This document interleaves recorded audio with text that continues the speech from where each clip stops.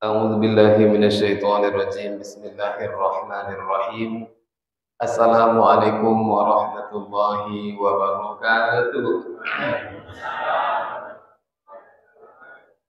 الحمد لله رب العالمين. الحمد لله الذي خلق السماوات والأرض وجعل الظلمات والنور. نشهد أن لا إله إلا الله ونشهد أن محمدا عبده ورسوله. اللهم صل وسلم وبارك على محمد وعلى آله وأصحابه أجمعين. رب اشرح لي صدري ويسر لي أمري واحلل عقدة من لساني يفقهوا قولي. Ayah, ibu, orang tua kami, alim ulama, cerdik pandai, tokoh masyarakat, abang kakak, Imam Bilal yang kami muliakan, yang besar tak disebut gelar, yang kecil tak disebut nama, kami doakan semoga kita semua senantiasa dalam keadaan sehat walafiat. Allah beri kita rezeki yang penuh berkah melimpah ruah, dan kemudian semoga Allah kokohkan iman istiqomah kita sampai nanti kita semua kembali menghadap Allah Azza wa Jalla. Amin ya rabbal alamin. Bersyukur kita kepada Allah atas segala karunia yang Allah curahkan kepada kita dengan banyak-banyak mengucapkan alhamdulillah. Berselawat kita kepada Rasulullah dengan mengucapkan Allahumma shalli ala Sayyidina Muhammad wa ala ali Sayyidina Muhammad.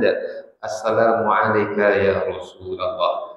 Ayah bunda kami yang kami muliakan, kita awali pertemuan kita ba'da maghrib ini dengan sama-sama membaca surat Al-Fatihah. Boleh? Baik. A'udzu billahi minasy syaithanir rajim. Bismillahirrahmanirrahim. Alhamdulillahi rabbil alamin. Ar-Rahmanir Rahim. Maliki yaumiddin. Iyyaka na'budu wa iyyaka nasta'in. Ihdinas siratal mustaqim. Siratal ladzina an'amta 'alaihim ghairil maghdubi 'alaihim waladdallin. Amin. Hai bunda kami yang kami muliakan, untuk mendapatkan kebahagiaan banyaklah yang dilakukan oleh umat manusia. Karena memang semua umat manusia pasti ingin bahagia. Betul tak ya bunda? Banyaklah doa baik dalam Al-Quran pun ada yang kita temukan dalam hadis-hadis Nabi Muhammad SAW. Saya yakin ayah bunda banyak yang hafal akan doa-doa tersebut. Setidak-tidaknya doa dalam bahasa Arab yang ayah bunda hafal doa apa?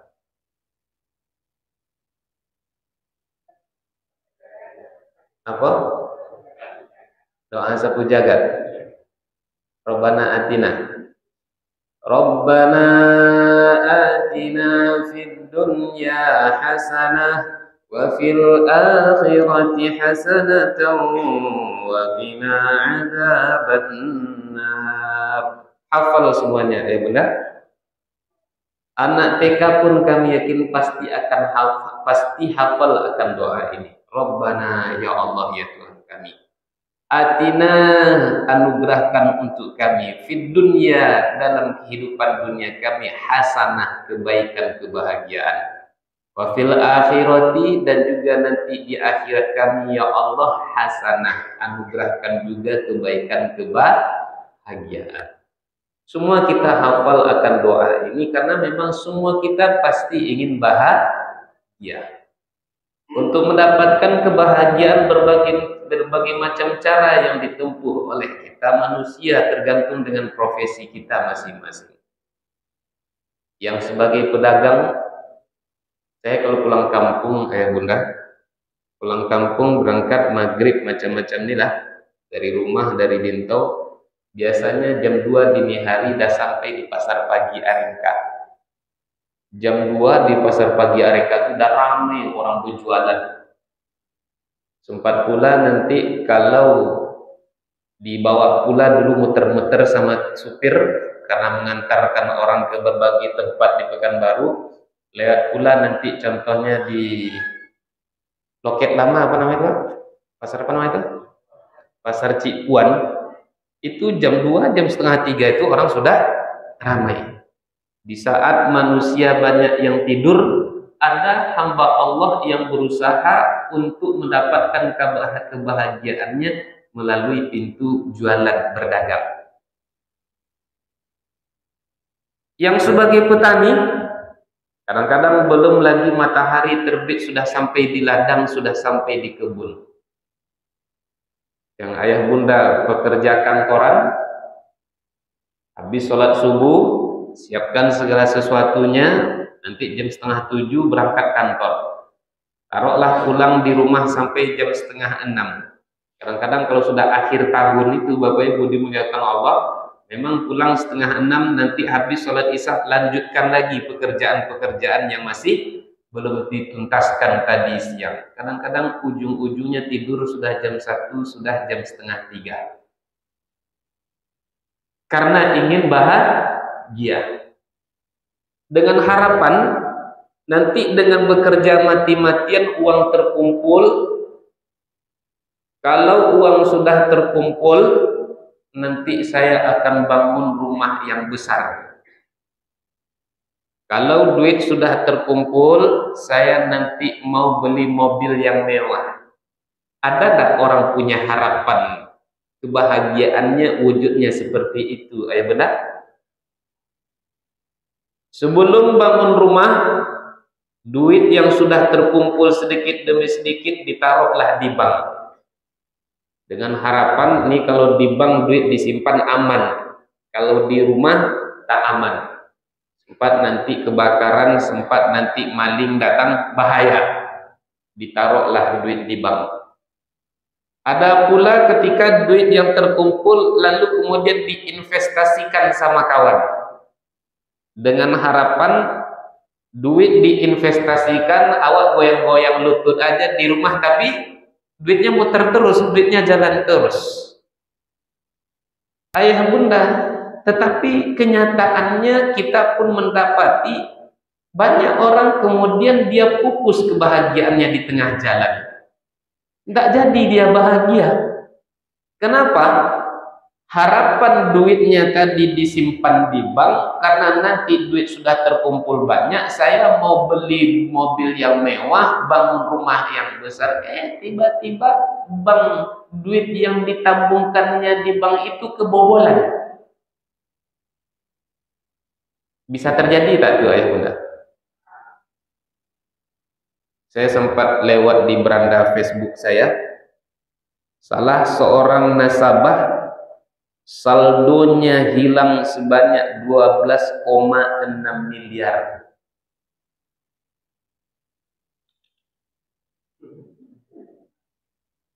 Ada gini-gini.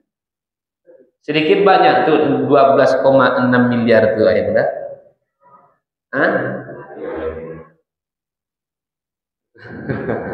Banyak lagi 271 triliun Ustaz katanya. 12,6 miliar. Ada yang 1,4 miliar. Ada yang saldonya hilang 213 juta dan masih banyak yang lainnya. Duit hilang di bank. Kita di Pekanbaru ada tak kemarin nasabah yang kebobolan? Ada juga kan? Nah, ayah bunda dimuliakan Allah. Diinvestasikan dengan harapan, dengan diinvestasikan goyang-goyang lutut di rumah, tapi duitnya ngalir terus. Salah seorang jemaah kita, ayah bunda, kalau saya tak salah tahun 2010, dia pensiun muda di salah satu BUMN. Jabatannya lumayan tinggi, bagus posisinya. Pensiun muda, Kalau saya tak salah dia cerita tahun 2010 itu dia dapat pesangon 3 miliar kalau saya tak salah. 2 atau 3 miliar. 2010. Sedikit banyak tuh ya Bunda. Duit diinvestasikan, setelah diinvestasikan ternyata investasinya investasi bodong. Yang dulunya bekerja tak pernah kena sinar matahari, sejuk aman, cuman duduk nyantai saja, tak terlalu berat. Hari ini jualan gorengan, antar-antar gorengan ke kantin-kantin sekolah-sekolah, ke kedai-kedai. Itu kerjanya sekarang, Pak. Dari direktur posisinya tuh, Pak. Hari ini jualan gorengan. Jadi bahagia, tertunda kebahagiaan. Ustadz ya, ini ada proyek mantap nih Pak Ustadz. Nah, pakailah duit Pak Ustadz dulu. Oke Bang, 5 juta awalnya. Memang ketika 5 juta tuh lancar. Nah, habis itu, ini Ustadz ini agak lebih mantap lagi dari yang kemarin. Tolong pinjam Pak Ustadz. Ya karena memang ada Bapak Ibu, saya tak pandai pula menyembunyikan. Ini 20 juta Pak Ustadz. Ayolah, lancar juga. Woi, ini lebih mantap lagi dari yang sebelum-sebelumnya Pak Ustadz. Hampir setengah M kalau saya tak salah. Ayolah Bang. Yang 1,5 M ini ayah bunda dimuliakan Allah. Ini paling lama 3 bulan cair nih Pak Ustadz. Paling lama berapa bulan? 3 bulan cair. Ketika waktu yang ditentukan la salam wala kalam. Di telepon tak diangkat, di WA tak dibalas. Sakitnya tuh di mana ayah bunda? Di sini. Hampir-hampir saya tak jadi wisuda pas menyelesaikan pendidikan saya. Karena ceritanya ketika itu ada tanah yang dijual, jadi duit itu ada. Rencana saya, duit ini mau saya bangunkan ke rumah, mau bangun panti asuhan rencananya ketika itu Bapak Ibu dimuliakan Allah. Ujung-ujungnya awak yang diasuh jadinya. Nah, ayah bunda dimuliakan Allah. Untuk mendapatkan kebahagiaan 1001 cara yang dilakukan oleh umat manusia. Mati-matian berusaha, tapi kadang-kadang kebahagiaannya itu pupus di tengah jalan. Begitu juga dengan orang-orang yang ingin bahagia di yaumil kiamah, ibadahnya luar biasa. Salat tahajud tak ketinggalan, puasa sunnah dilakukan, sedekahnya tak terkira. Tapi ternyata amal ibadahnya itu juga sia-sia. Tak ada nilainya di hadapan Allah Subhanahu wa taala. Ini yang menjadi poin pembahasan kita maghrib. 17 kelompok, 17 golongan yang amalnya sia-sia di yaumil kiamah. Berapa orang Bunda? 17 golongan yang amalnya kelak sia-sia di yaumil kiamah. Siapa saja yang 17 itu ayah bunda? Yang pertama orang yang punya penyakit iri tanpa mau mengobati. Siapa yang pertama? Sederhananya orang yang peiri. Ada dalilnya Pak Ustadz. Rasulullah bersabda, Iyyakum wal hasad fa innal hasad ta'kulul hasanat kama ta'kulun narul hatab. Hati-hati kamu dengan iri, dengan dengki, kata Nabi. Kenapa? Karena iri dengki dapat menggerogoti segala kebaikan amal solehmu sebagaimana api yang memakan kayu bakar. Begitu jelasnya, begitu terangnya perumpamaan yang Nabi berikan bahayanya iri, seperti api memakan bukan kayu basah, tapi kayu bakar. Orang biasanya kalau untuk bakar tuh kayu kering atau kayu basah ya benar? Kayu kering. Sama seperti api yang memakan kayu bakar. Ayah bunda lebih kurang. Mungkin saya yakin ayah bunda sudah banyak yang haji atau setidaknya sudah menunaikan umroh.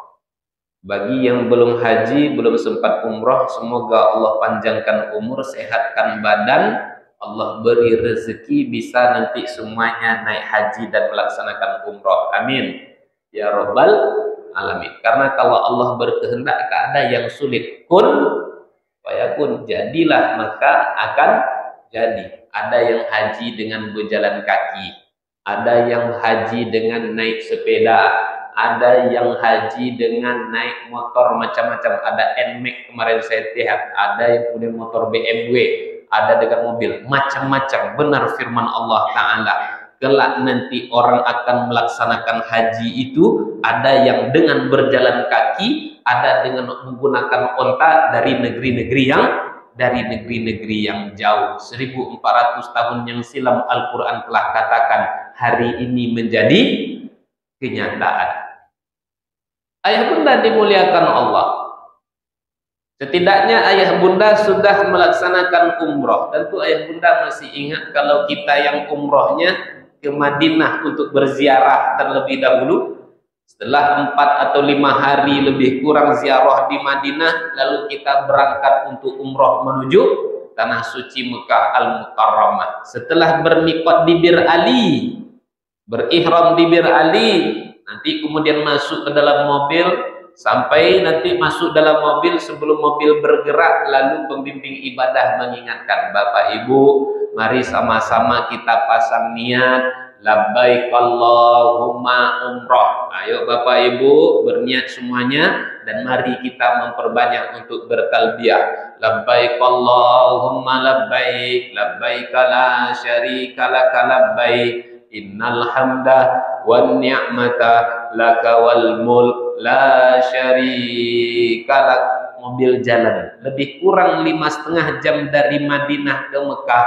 Ayah bunda, muka belakang kiri kanan yang kita lihat kan cuma 2 saja pada umumnya. Apa dianya? Bukit bebatuan dan kemudian gurun padang pasir. Betul?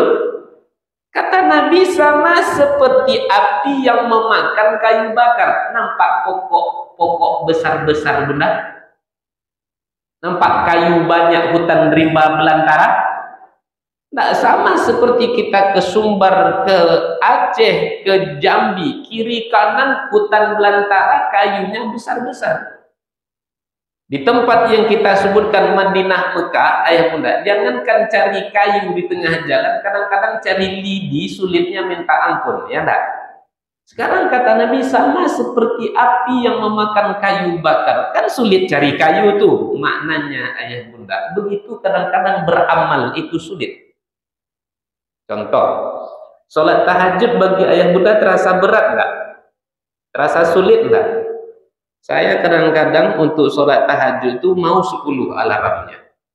Jam setengah 3, 1, setengah 3 lewat 10, 1, setengah 3 lewat 20, bangun jam setengah 3. Sebentar lagi ngantuk betul. Jam setengah 3 lewat 10 lah. Bangun jam setengah 3 lewat 10, alarm berbunyi, matikan lagi. Yang jam setengah 3 lewat 20-nya lah. Ujung-ujungnya subuhnya jam 6 lewat 1/4.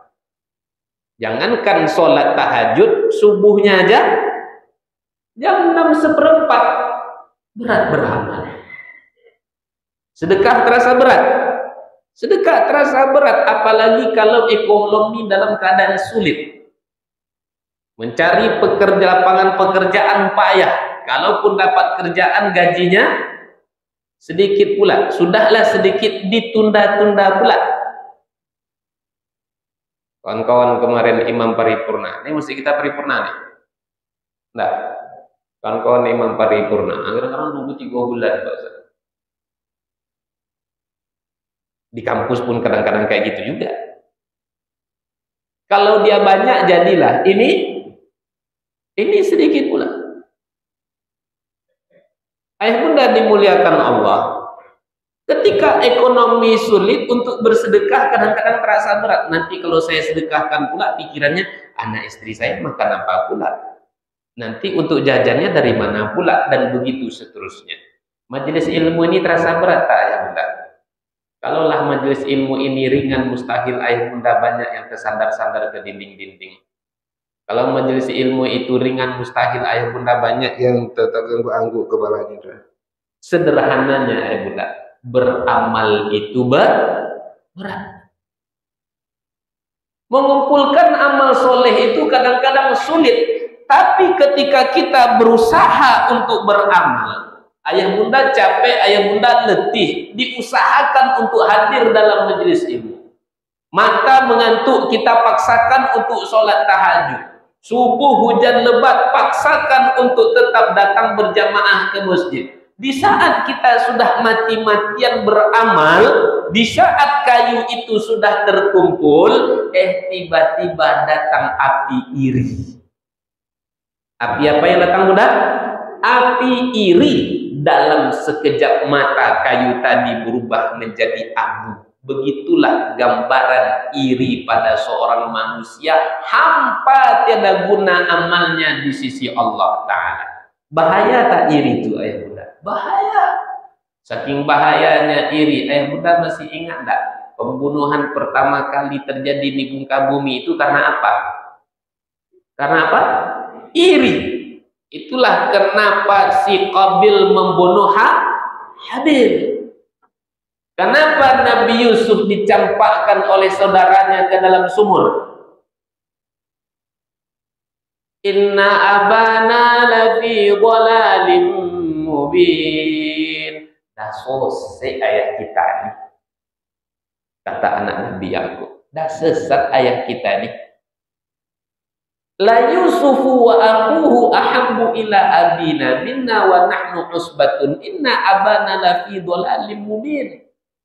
Sungguh Yusuf bersama saudaranya yang satu lagi Bunyamin itu sangat disayangi oleh ayah kita daripada kita. Dah sesat ayah kita nih. Ini tidak bisa dibiarkan begitu saja, kata saudara Nabi. Terus kalau tak bisa dibiarkan, kau maunya apa? Bermusyawarahlah mereka. Dibuat grup WhatsApp. Nah, kalau sekarangnya lebih kurang macam itulah. Buat grup WhatsApp adik-beradik yang 10 orang. Nabi Yusuf kan anaknya 12 orang. Nabi Yakub anaknya 12 orang bersama Nabi Yusuf alaihi salam. Ustaz, ada pula WhatsApp di zaman itu Pak Ustaz. Aduh, macam mana bentuknya Pak Ustaz? Tak perlu awak tahu. Orang kan kadang-kadang suka menanya sesuatu yang tak penting. Ustaz, Nabi Adam menikah dengan Siti Hawa, Pak Kuahnya siapa Pak Ustaz? Pak Kuah Nabi Adam pun dia tanya. Mereka berdiskusi. Usulan pertama, uqtulu Yusuf. Kita bunuh ajalah Yusuf. Supaya apa? Supaya perhatian ayah kembali kepada kita. Sayang ayah tercurah lagi kepada kita, tidak lagi kepada Yusuf. Dibunuh. Berpikirlah saudara-saudara yang lain. Di tengah hampir ketok palu usulan untuk dibunuh, tiba-tiba ada yang menimpali. La taqtulu Yusuf wa alquhu fi ghayabatil jubb. Janganlah kita bunuh Yusuf nih, katanya. Terus kalau tak dibunuh diapakan? Wa alquhu, campakkan saja dia fi ghayabatil jubb, ke dalam sumur. Singkat cerita, sepakat tidak jadi dibunuh, hanya dimasukkan ke dalam sumur. Terus bagaimana eksekusinya dicampakkan ke dalam sumur? Karena Nabi Yusuf itu tak pernah lepas dari ketiaknya Nabi Yakub. Nabi Yusuf itu selalu berada di dekat Nabi Yakub. Bagaimana? Terus apa? Ada ide tak? Izin aja lah sama ayah kita untuk pergi membawa Yusuf. Qalu ya abana arsilhu ma'ana ghadan yarta' wa yal'ab wa inna lahu lahafizun. Ya, besok kami nak ngajak Yusuf pergi bermain-main, bersenang-senang ya. Boleh kan ya? Tak sekali dua kali mereka menawarkan keinginan mereka kepada Nabi Yakub. Nabi Yakub tak mau, tapi pada akhirnya diizinkan juga oleh Nabi Yakub. Bawalah. Di saat mereka pergi, Baru saja Nabi Yusuf itu hilang dari tatapan Nabi Yakub, suara mereka tak lagi terdengar oleh Nabi Yakub, seketika itu juga mereka sudah menyiksa Nabi Yusuf alaihissalam. Di tengah jalan sebelum sampai di sumur yang mereka sepakati Nabi Yusuf dicampakkan ke dalam, di tengah jalan mereka sudah menyiksa Nabi Yusuf sedemikian rupa, bahkan Nabi Yusuf hampir dieksekusi mati di tengah jalan. Makanya Ibnu Abbas dalam tafsir Ibnu Katsir dijelaskan, kalau saya tak salah, menceritakan kisah Nabi Yusuf itu sering tak tertahan air mata berlinang di pipinya karena anak yang masih kecil disiksa sedemikian rupa. Pada akhirnya ayah bunda tidak jadi dibunuh di tengah jalan, dimasukkan ke dalam sumur. Di saat mau dimasukkan ke dalam sumur, ini kan gelap di bawah, Nabi Yusuf berusaha bertahan di bibir sumur, dipijaklah tangannya oleh saudaranya, jatuh Nabi Yusuf ke dalam sumur. Singkat cerita, kenapa Nabi Yusuf mau dibunuh atau pada akhirnya dicampakkan ke dalam sumur oleh saudaranya? Karena iri. Dan bahayanya iri ayah bunda, dia tak pandang status sosial dan tak pandang bulu.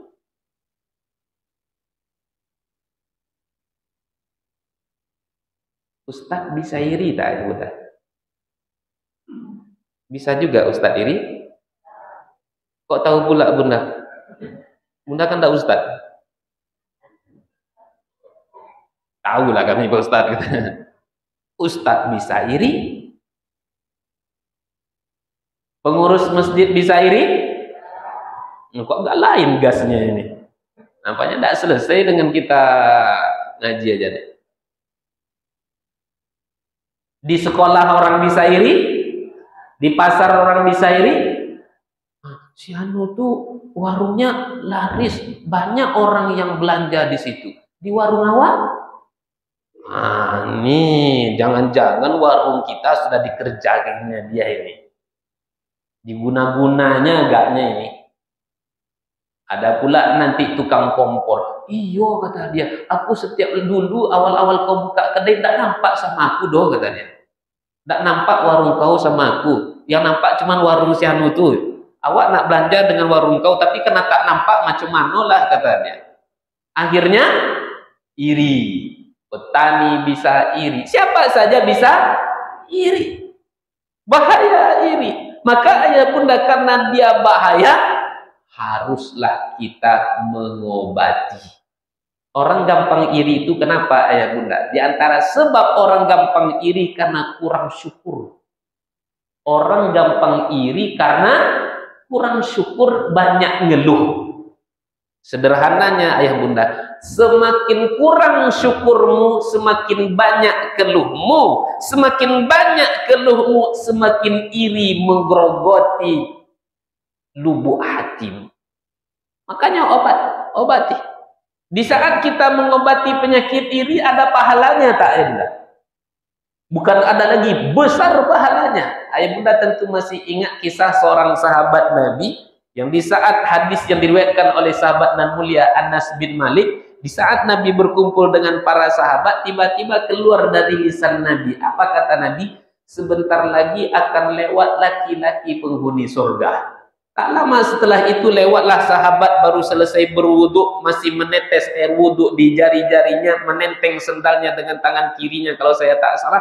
Semua pandangan sahabat tertuju, oh ini orang yang Nabi katakan barusan.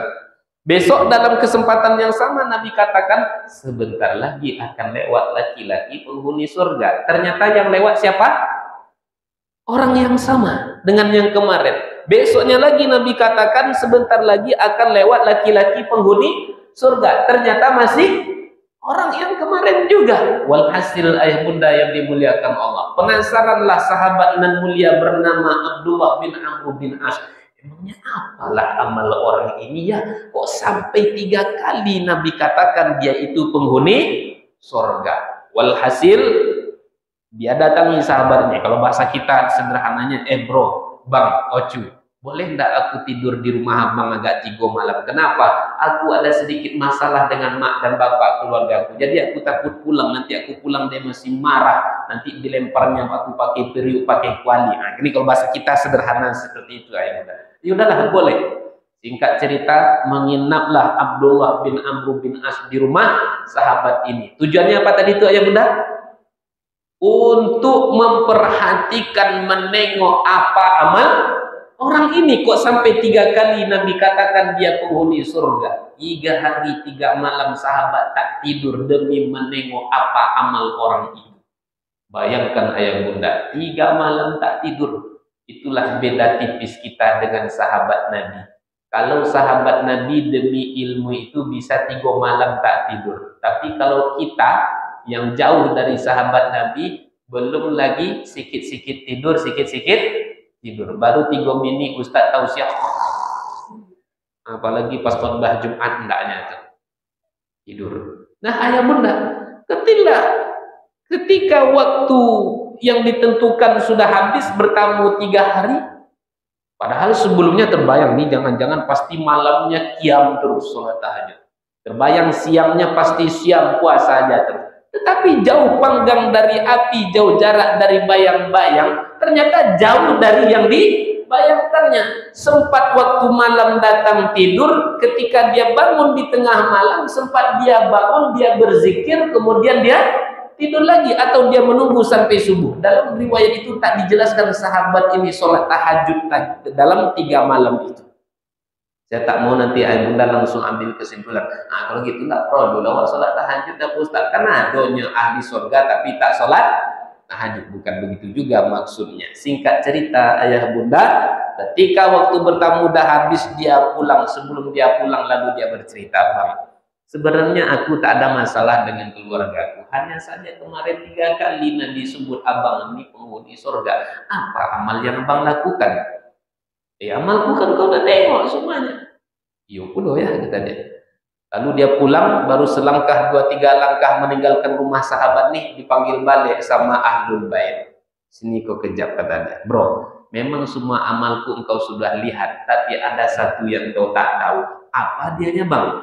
Aku setiap sebelum tidur, aku buang dendam, aku maafkan kesalahan orang-orang yang pernah menyakiti, menzalimi aku, dan aku buang jauh-jauh iri, dengki yang bergantungan di dalam lubuk hatiku. Oh, inilah yang aku cari, Bang. Inilah barangkali yang sampai-sampai Nabi katakan abang ini sebagai penghuni surga. Obati penyakit iri, pahalanya besar. Dibiarkan iri, efeknya juga sangat dahsyat, sampai-sampai amal kita tiada guna di sisi Allah Ta'ala. Kedua, orang yang amalnya kelak sia-sia di hadapan Allah, yaitu orang yang mendatangi dukun. Siapa? Orang yang mendatangi dukun. Nabi bersabda, man atakahinan lam tuqbal lahu salatan arba'ina yauman. Siapa yang mendatangi dukun, Allah takkan terima solatnya selama 40 hari 40 malam. Berapa lama solat tak diterima? 40 hari 40 malam solat takkan diterima Allah Ta'ala. Bayangkan sehari aja yang wajib 17 rakaat, kalilah 40 hari, berapa amal kita sia-sia di mata Allah. Lalu kemudian seiring berjalannya waktu, orang tak lagi sebut dengan istilah dukun.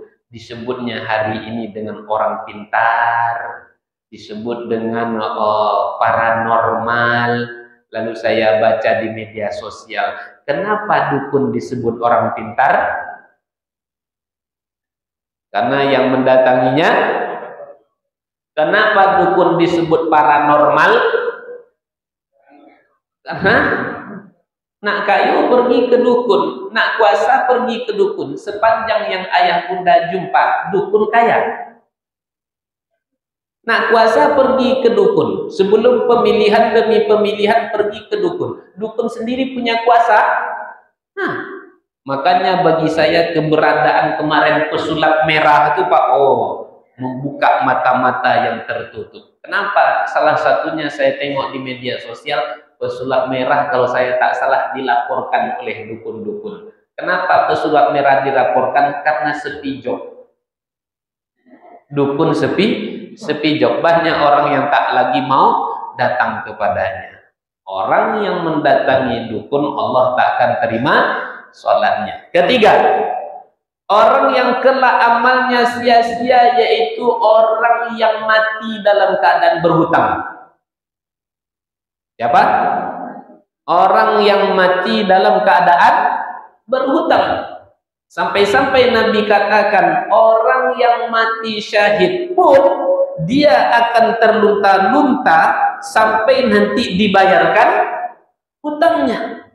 Sampai-sampai Nabi tak mau menyolatkan orang yang dibawa jenazah. Nabi bertanya, ini orang ada hutang tak? Kata Nabi. Sahabat menjawab, tidak ada hutangnya wahai Nabi. Jawab, kita sholat. Berikutnya lagi dibawa jenazah. Orang ini berhutang tak? Tidak. Ayo kita sholat. Datang lagi jenazah. Nabi tanya, orang ini berhutang tak? Tanya Nabi. Oh, dia berhutang tak Nabi. Aku tak syukur. Aku tak mau menyolatkan. Sampai-sampai ada sahabat, wahai Rasul, aku yang menjamin hutangnya. Baru dia disolatkan oleh Nabi Muhammad Sallallahu Alaihi Wasallam. Jangan anggap sepele perkara hutang.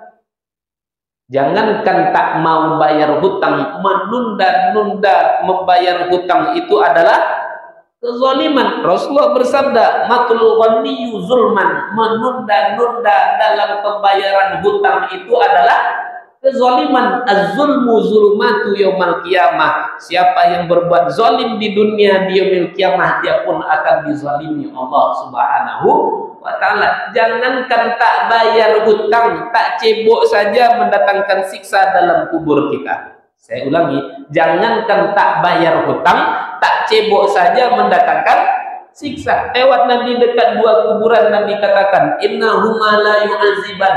Dua orang ini sedang diazab, kata Nabi. Wa ma yu'azibani fi kabirin. Mereka diazab bukan karena mereka melakukan dosa besar. Amma ahaduhuma. Satu dari dua orang yang dalam kubur ini diazab lantaran apa? Karena dia tidak cebok. Jadi mohon maaf ayah bunda, sekiranya ada kita hari ini yang berhutang, sudah jatuh batas tempo, segera bayar. Balik dari pengajian ini, ingat-ingat lagi ada catatan, ada hutang tak? Bayar. Aku 2 tahun lagi lah Pak Ustaz, boleh Pak Ustaz? Tidak ada cerita. 2 bulan lagi boleh Pak Ustaz? Tidak ada cerita. Kenapa? Ada jaminan ayah bunda hidup 2 tahun lagi? 2 bulan lagi? Besok pagi ada jaminan masih hidup? Tidak ada jaminan masih hidup. Inilah kadang-kadang penyakit umat manusia. Maunya dia dimaklumi orang, sementara dia tidak mau memaklumi orang lain. Kalau giliran kamu berhutang, lunak gigi daripada lidah. Tapi kalau giliran bayar hutang, awak pula dibuatnya seperti pengemis, zalim. Jadi mohon maaf ayah bunda, kalau sudah jatuh batas tempo, bayar segera, tidak ada cerita. Awak pengen bayar hutangnya Pak Ustaz, tapi apalah dayo piti tak ada Pak Ustaz. Apa bunda yang ada, bunda yang ada. Tak nampak sama Pak Ustaz nyomeh aku ni. Tergendeng-gendeng aku berjalan, terbungkuk-bungkuk saking beratnya omeh aku ni. Pergi ke dekat jalan Sudirman ujung, banyak toko emas sebelah kiri, jual emas benda di situ. Awak mau bayar hutang Pak Ustaz, tapi omeh tak ada, duit tak ada Pak Ustaz. Tanah bunda ada. Pergi Ustaz ke Rimbo Panjang, sejauh mata memandang aku, sawit aku semuanya di situ. Jual sawit bunda. Karena memang bunda, kalau jual terdesak tu selangit juga harganya. Berapapun dibeli orang jual, yang penting hutang dibayar. Awak emas tak ada, duit tak ada, tanah pun tak ada Pak Ustaz. Apa bunda yang ada? Pergi Pak Ustaz ke Jalan Nangka, sejauh berapa banyak ruko-ruko yang ada di Jalan Nangka, cuma satu yang bukan ruko saya. Selebihnya, janganlah ruko orang pula nak dijual. Penyakit orang kan itu pula, suka menjual punya orang. Intinya ayah bunda, jatuh batas tempo, bayar hutang. Kenapa? Orang yang mati syahid pun dia tak layak mendapatkan surganya sebelum dia membayar semua hutang dihutangnya. Pada akhirnya ya bunda, banyak manusia terlunta-lunta di hari kiamat bukan karena kurangnya sholat tahajudnya, bukan karena sedikitnya sedekahnya, bukan karena dia tak ada puasa sunnah, tapi banyak manusia terlunta-lunta di hari kiamat karena rusaknya hubungannya dengan sesama, salah satunya karena hutang hutang. Maka balik dari ini, majlis ini, ada yang berhutang, bayar hutang kita sesegera mungkin. Ayah bunda, demikian dapat saya jelaskan. Mohon maaf atas segala kesalahan dan kekhilafan. Sebelum saya tutup dengan salam, ada yang mau ditanyakan? Tidak, alhamdulillah.